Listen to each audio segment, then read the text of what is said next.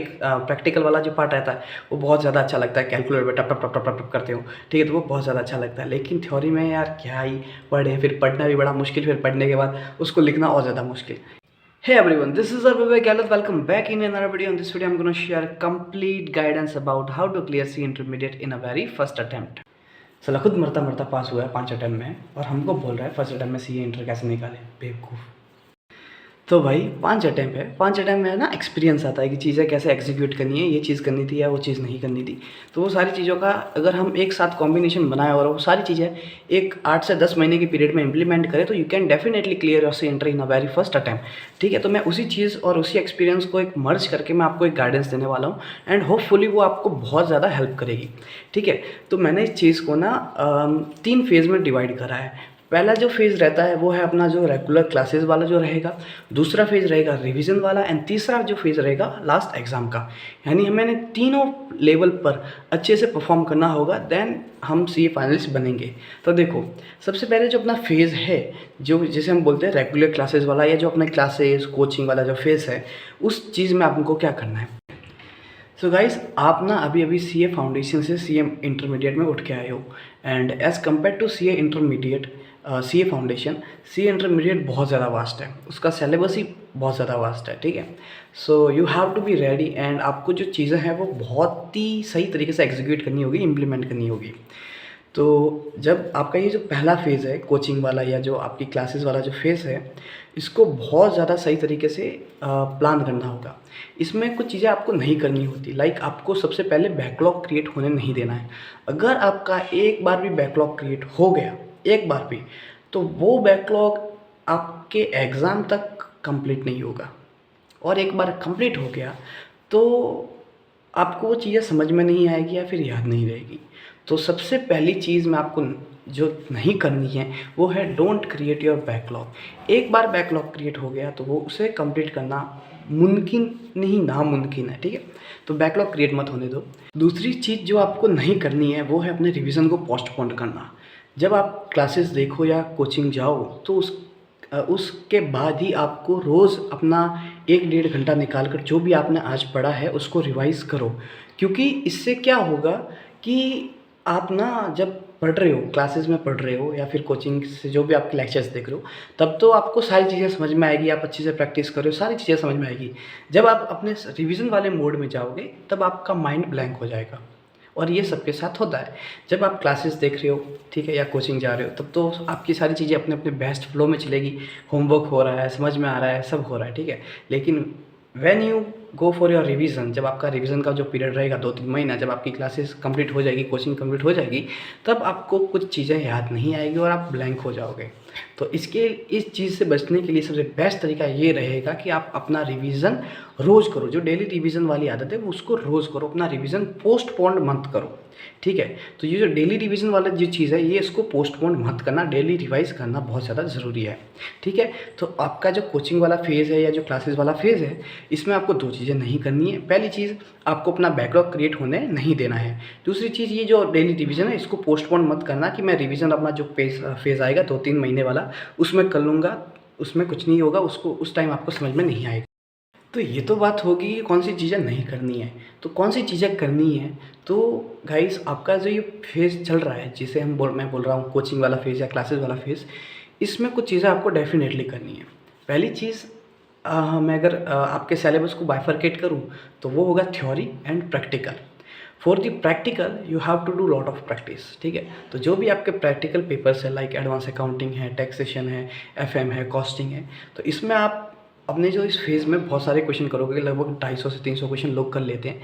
तो इसमें आपको शॉर्ट लिस्टिंग करनी है कि भाई ये क्वेश्चन है, ये इंपॉर्टेंट क्वेश्चन है और ये मेरे से नहीं बन रहा है, या फिर ये क्वेश्चन में सारे एडजस्टमेंट्स है, तो उसको हाईलाइट करके रखो, उसको स्टार मार्क जो भी आप कर सकते हो वो करके रखो। अब इससे फ़ायदा ये होगा कि जो क्वेश्चन आपका जो 300 या 250 क्वेश्चन आप जितने भी सॉल्व कर रहे हो, उसमें से कुछ 100-150 क्वेश्चन ऐसे होंगे जो इंपॉर्टेंट होंगे। तो इससे क्या होगा कि ये क्वेश्चन ही आप अपने रिवीजन वाले फेज़ में करोगे या रिवीजन वाले पीरियड में करोगे, जिससे आपका कोर्स बहुत लिमिटेड हो जाएगा और वो क्वेश्चन करने से आपका सारा सिलेबस भी रिवाइज हो जाएगा। दूसरी चीज़, प्रैक्टिकल में आपको ये करना है, आपने प्रैक्टिस करी। दूसरी चीज़, कॉन्सेप्ट को डेली रिवाइज करना ही है। ठीक है, जो भी पढ़ा है उसको डेली रिवाइज करो। कॉन्सेप्ट के लिए एक समरी बुक अगर है, अगर आपका इंस्टीट्यूट प्रोवाइड करवा रहा है, बेस्ट है। नहीं है तो खुद के बनाओ, फैकल्टी अगर दे रही है तो ठीक है, नहीं तो खुद के concept short notes, summary notes वो बनाओ, जिससे ये होगा कि आप रिवीजन वाला जो आपका फेज़ आएगा उसमें बहुत ज़्यादा आपको हेल्प मिलेगी। ठीक है, अब मूव ऑन करते हैं थ्योरी वाले साइड में। थ्योरी में लाइक ऑडिटिंग, लॉ, एसएम। ठीक है, तो इसमें क्या करना है, अब लोग क्या करते हैं, सबसे बड़े मिस्टेक यहीं पे करते हैं। अपना अगर लॉ का आप सिलेबस देखोगे बहुत ज़्यादा वास्ट है, 2-3 मॉड्यूल है। ठीक है, फिर ऑडिट के 2 मॉड्यूल है, एसएम का 1 मॉड्यूल है। अब यहाँ पर सबसे बड़ी गलती ये करते हैं कि आप क्लासेस देख रहे हो, आपको सारी चीज़ें समझ में भी आ रही है आपको कि हाँ भाई ये प्रोविज़न है, क्या है समझ में आ गया, ऑडिट में ये क्या चीज़ें बताइए ये समझ में आ गया। सबसे बड़ी गलती ये करते हैं कि जो आपका ये फेज़ चलता है 8-9 महीने का अपना जो कोचिंग वाला, इसमें आप अपनी बुक को टच भी नहीं करते। ये सही बात है कि आप कोई बहुत कम लोग होते हैं जो अपनी बुक को टच करते हैं।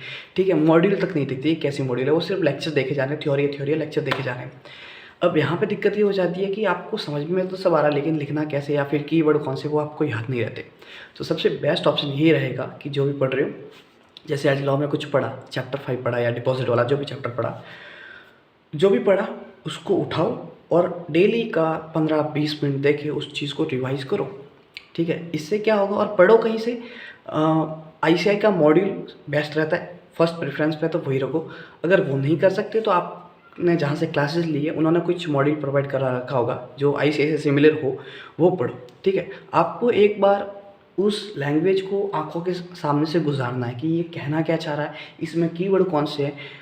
जब आप उस चीज़ को कंप्लीट कर लोगे अपने जो 8-9 महीने के पीरियड में, तो आपको लगेगा कि हाँ यार, लॉ का या फिर ऑडिट का एक बार सिलेबस तो मैंने देख लिया, एक बार मेरा पढ़ के हो चुका है। तो वो एक अलग ही कॉन्फिडेंस आएगा, और जब आप रिवीजन फेज़ में जाओगे तो वो कोर्स लिमिटेड हो जाएगा और आप उस 2-3 बार आप उस थ्योरी को पढ़ लोगे। लोग बोलते हैं ना कि मैंने थ्योरी का 2-3 6-7 रिवीजन करे। वो 6-7 रिवीजन ऐसे पॉसिबल होते हैं जब हम अपने कोचिंग वाले पीरियड में या जो 8-9 महीने का पीरियड रहता है उसमें ही उसको हम पढ़ लेते हैं। फिर रिवीजन में हम उसको, जैसे हमने पढ़ा 8-9 महीने के पीरियड में पढ़ा, तो उसको हमने पढ़ते टाइम उसको शॉर्ट लिस्ट कर दिया कि हाँ ये चीज़ इंपॉर्टेंट है। थ्योरी को भी क्रक्स में लिमिटेड कर दिया, समरी में लिमिटेड कर दिया। ठीक है, समरी बुक बना ली अंदर हाईलाइट कर करके, फिर हम रिवीजन में जाएंगे तो उसी चीज़ को रिपीट कर रहे हैं, तो वो उस चीज़ को हम बोलते हैं कि हमारे 8-9 रिवीजन होते हैं। बाकी अगर थ्योरी के इतने बड़े मॉड्यूल एक बार आप मतलब बोलोगे कि 8-9 बार रिवाइज करना, दैट्स नॉट पॉसिबल। ठीक है, तो उस चीज़ को लिमिटेड करना, उसको समरी में कन्वर्ट करना बहुत ज़्यादा, सिंप्लीफाई करना बहुत ज़्यादा इंपॉर्टेंट है। ठीक है, तो यहाँ पे मैंने क्या बोला कि जो प्रैक्टिकल वाला पार्ट है उसमें आपको इंपॉर्टेंट क्वेश्चन मार्क करके रखने हैं, जिससे आपका रिवीजन वाले फेज में काम आएगा।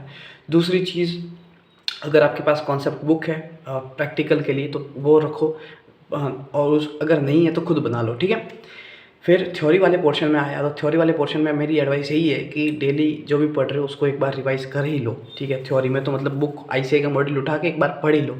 ठीक है, तो ये चीज़ें आपको करनी है।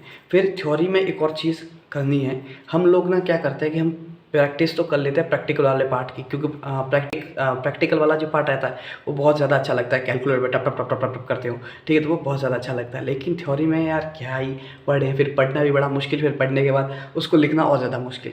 यहाँ पे लोग फेल हो जाते हैं, ये सच है। ऑडिट में फेल हो जाते हैं, लॉ में फेल हो जाते हैं। क्यों? क्योंकि हमें लिखना नहीं आता। ठीक है, और एडवांस अकाउंट में एग्जाम्शन है लेकिन लॉ में फेल हो जाते हैं। ठीक है, तो वो सारी चीज़ें दिक्कत हो जाती है।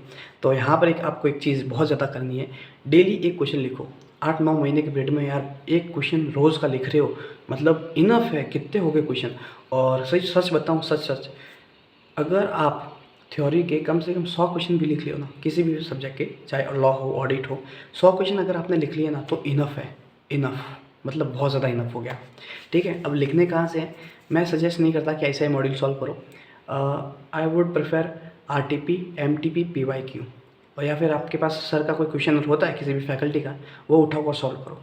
And 100 to 150 question for theory is enough. ठीक है, बहुत ज़्यादा इनफ हो गया।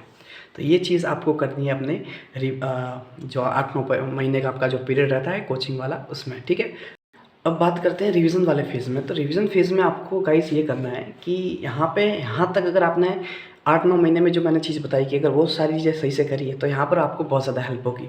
अब रिवीजन वाला फेज़ जो रहता है 2-3 महीने का, इसमें आपको प्रैक्टिकल के लिए वो प्रॉब्लम सॉल्व करनी है जो आपने हाईलाइट करके रखी थी, जो इंपॉर्टेंट मार्क करके रखी थी, तो अब वही सॉल्व करो, ठीक है। बाकियों को ऑडिट कर लो या ऊपर से देख लो। तो यहाँ पर आपको जो 8-9 महीने में आपने जो इंपॉर्टेंट क्वेश्चन मार्क कर रखे थे उसको यहाँ पर लिखो, सॉल्व करके रखो, और बाकियों को ऑडिट कर लो या ऊपर से देख लो। फिर इसके अलावा आरटीपी, एमटीपी और पीवाईक्यू ये ज़रूर देखना है। अब कितने अटेम्प्ट के देखना है, अगर आपने जो आपका जो 8-9 महीने का पीरियड था उसमें अच्छे से प्रैक्टिस करी है, ठीक है, 300-400 क्वेश्चन सॉल्व करे हैं, तो कोई प्रॉब्लम नहीं है। यहाँ पर आप आराम से 2-3 अटेम्प्ट के भी देखते हो तो इनफ है, ठीक है। तो 2-3 आरटीपी, एमटीपी, पीवाईक्यू 2-3 अटेम्प्ट के देखते हो तो इनफ हो जाता है। प्रैक्टिकल के लिए आपको यही चीज़ें करनी है कि आप जो भी इंपॉर्टेंट क्वेश्चन मार्क करते हैं रिवीजन फेज़ में, अपने जो कोचिंग वाले फेज़ में, उसको रिवीजन फेज़ या रिवीजन पीरियड में अभी के जो टाइम है उसमें आपको सॉल्व करना है और ऊपर से देख लेना है, ठीक है। फिर साथ ही साथ कॉन्सेप्ट को रिवाइज करना है कि हाँ ये कॉन्सेप्ट क्या बोल रहा है। तो इंपॉर्टेंट क्वेश्चन को आप जो स्टार मार्क्स क्वेश्चन है, इंपॉर्टेंट क्वेश्चन है, उसको हाथ से लिखो, बाकी के जो क्वेश्चन है ऊपर से ऑडिट कर लो, दैट्स ऑल। अब बात करते हैं थ्योरी के लिए। तो देखो थ्योरी के लिए अब हाँ क्या हुआ कि आपने अगर 8-9 महीने के पीरियड में उसको पढ़ा है तो आपने कई चीज़ें हाईलाइट करी होगी या फिर आपकी समरी बुक बन गई होगी या मॉड्यूल में ही हाईलाइट कर करके, तो आपको यहाँ से उसको फिर से रिवाइज़ करना है, ठीक है। ये चीज़ करनी है 2-3 महीने के फेज़ में, आपको अच्छे से रिवाइज़ करना है, ठीक है। फिर आपको क्वेश्चन राइटिंग प्रैक्टिस करनी है। यहाँ पर आप आरटीपी सॉल्व करो, पीवाईक्यू सॉल्व करो। बहुत मैं अगर सजेस्ट करूँ तो सबसे बढ़िया पीवाईक्यू सॉल्व करो, ठीक है। आरटीपी और एमटीपी तो आजकल बहुत ज़्यादा तगड़ी आ रही है, ठीक है, तो वो सॉल्व करो। फिर एमसीक्यू प्रैक्टिस तो डेफिनेटली करना है। एमसीक्यू प्रैक्टिकल के लिए भी मैं बोलूँगा, प्रैक्टिकल के लिए तो डेफिनेटली एक बार एमसीक्यू प्रैक्टिस करो। और थ्योरी के लिए मैं इतना सजेस्ट नहीं करता, मैंने खुद एमसीक्यू सॉल्व नहीं करे। तो एमसीक्यू के लिए आप एमसीक्यू के लिए अगर आपने सिलेबस को अच्छे से पढ़ रखा है तो एमसीक्यू के लिए डेफिनेटली अंदर से ही हो जाएगा, ठीक है। तो ये चीज़ें आपको करनी है। ये तो हो गया इतना। फिर उसके अलावा एडिशनली क्या करना है, अगर आपके जो कोचिंग फीस है उसमें अगर आपने टेस्ट दी है, फुल टेस्ट सीरीज़, मैं चैप्टर वाइज की बात नहीं कर रहा, फुल टेस्ट सीरीज़ अगर आपने दी है तो ठीक है। अगर वो नहीं दिए तो कम से कम 3 टेस्ट सीरीज़ दो। अब टेस्ट सीरीज़ अगर आप परचेज़ करने की पोजीशन में हो तो डेफिनेटली करो और करके ख़त्म कर दो। बाकी मैं परचेज़ नहीं करता था, मेरी पर्सनली मैं परचेज़ नहीं करता था। मैं आईसीआई की जितनी भी एमटीपी आती थी उसको उठाता, प्रॉपर 3 घंटा 15 मिनट का टाइमर लगाता, सॉल्व करता, फिर आंसर लेता और जितना टाइट चेकिंग मैं खुद का कर सकता था उतना टाइट चेकिंग करके मैं सॉल्व करता था। तो तकरीबन मैंने इस बार तो 6 एमटीपी सॉल्व कर दी है ईच पेपर की, ठीक है। 6-12 18 यानी तीनों पेपर की 18 एमटीपी हो चुकी है। तो आप जितनी सॉल्व कर सकते हो, तो मैं मिनिमम 3 सजेस्ट करूँगा कि 3 तो डेफिनेटली करो। तो आपको टेस्ट ज़रूर देने, ठीक है, टेस्ट। फिर उसके अलावा आरटीपी, एमटीपी, पीवाईक्यू, ये डेफिनेटली आपको इतनी सारी चीज़ें करनी है। अब हो सकता है कि यार ये सारी चीज़ें एक साथ मतलब इतना मैं कैसे करूँ, तो इसी का नाम सी इंटरमीडिएट है। और 8 से 9 महीने का जो रहेगा अपना, ये जो 9-10 महीने का रहता है, इसमें आपको बहुत ज़्यादा स्ट्रगल करना पड़ता है, ठीक है। एक चीज़ मैं और सजेस्ट करना चाहूँगा रिवीजन फेज़ में कि गाइज़ अगर आप थ्योरी के खुद के ऑडियो नोट्स बना सकते हो तो definitely you should record your own audio. इससे क्या होगा कि जब एग्ज़ाम पीरियड में 1.5 दिन मिलेगा ना तो वहाँ बहुत ज़्यादा हेल्पफुल रहेगा ये। तो मैं सजेस्ट करूँगा कि जितने भी थ्योरी है उन थ्योरी का ऑडियो नोट्स बना के रख सकते हो तो डेफिनेटली बनाओ, ठीक है। इससे एग्ज़ाम टाइम में तो बहुत ज़्यादा हेल्प होगी, क्योंकि फिर खुद के ऑडियो नोट्स खुद को समझा के आप जब पढ़ोगे तो वो अलग ही हेल्प करता है, ठीक है।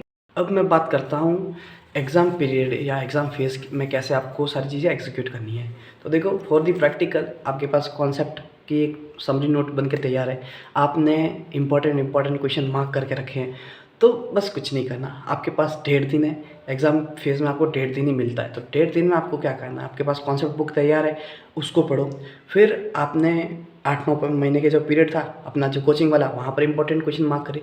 फिर रिवीजन फेज़ में आए, वहाँ पर क्वेश्चन लिखे। अब यहाँ पर भी कुछ इंपॉर्टेंट क्वेश्चन आपने मार्क करे, अब वो क्वेश्चन आप यहाँ पे सॉल्व करो एग्जाम पीरियड में कि हाँ भाई रिवीजन फेज़ में, जब रिवीजन पीरियड में आपने कुछ इंपॉर्टेंट क्वेश्चन मार्क करे होंगे कि ये चीज़ें मैं एग्जाम टाइम में देखूंगा, तो उन्हीं क्वेश्चन को सॉल्व करो, ठीक है। और कॉन्सेप्ट बुक को अच्छे से पढ़ो। तो इससे क्या होगा कि आपका प्रैक्टिकल वाला पार्ट अच्छे से कवर हो जाएगा, आपको कॉन्सेप्ट भी हो जाएंगे और आप 2-3 क्वेश्चन इंपॉर्टेंट जो भी 10-15 क्वेश्चन आपने अगर मार्क कर रखे हैं तो वो आपको हेल्प करेंगे कि हाँ ये क्वेश्चन मैं एक बार करके जब हाथों के नीचे से कि हाँ लिखना कैसा है तो पता चलेगा।